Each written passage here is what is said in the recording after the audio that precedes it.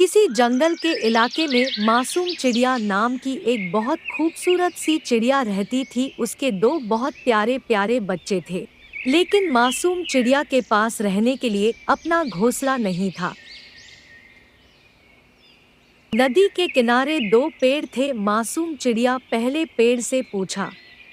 बारिश होने वाली है, क्या मैं और मेरे बच्चे तुम्हारे टाइनी में घोंसला बनाकर रह सकते हैं?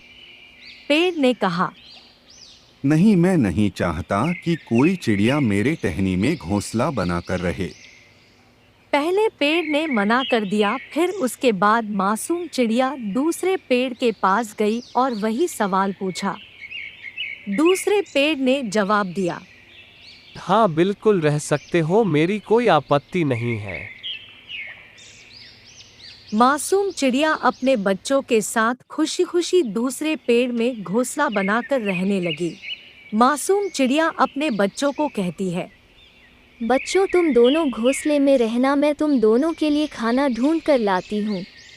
यह कहकर मासूम चिड़िया वहां से चली जाती है खाना ढूंढने के लिए, और आसपास से कुछ खाना ढूंढ कर लाती है अपने बच्चों के लिए। इसी तरह कुछ हफ्ते बीत गए। एक दिन बहुत अधिक बारिश हुई कि उसी दौरान पहला पेड़ टूटकर पानी में बहने लगा। तब मासूम चिड़िया ने उस पेड़ को बहते हुए देखा। उस पेड़ के पास जाकर कहा।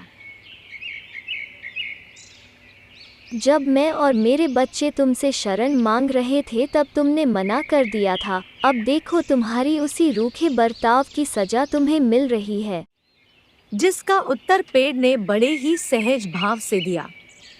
मैं जानता था, मैं बूढ़ा हो गया हूँ, मेरा शरीर कमजोर है और इस बारिश में टिक नहीं पाऊंगा। मैं तुम्हारी और तुम्हारी बच्चों की जान खतरे में नहीं डालना चाहता था। वैसे तुम्हें मना करने के लिए मुझे क्षमा कर दो। और यह कहते कहते पेड़ बह गया। पेड़ की बातें सुनकर मासूम चिड़िया रोने लगी और उसे यह एहसास हुआ। मैं गलत सोच रही थी। उस पेड़ के बारे में मैंने सोचा कि वो पेड़ बहुत घमंडी है, लेकिन उस पेड़ ने हमेशा दूसरों का भला ही सोचा है।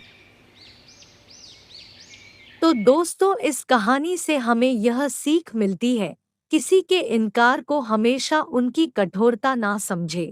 क्या पता उसकी उसी इनकार से आपका भला हो। कौन किस परिस्थिति में है शायद हम ना समझ पाए, इसलिए उसकी चरित्र और सैनी को उसकी वर्तमान से ना तोले।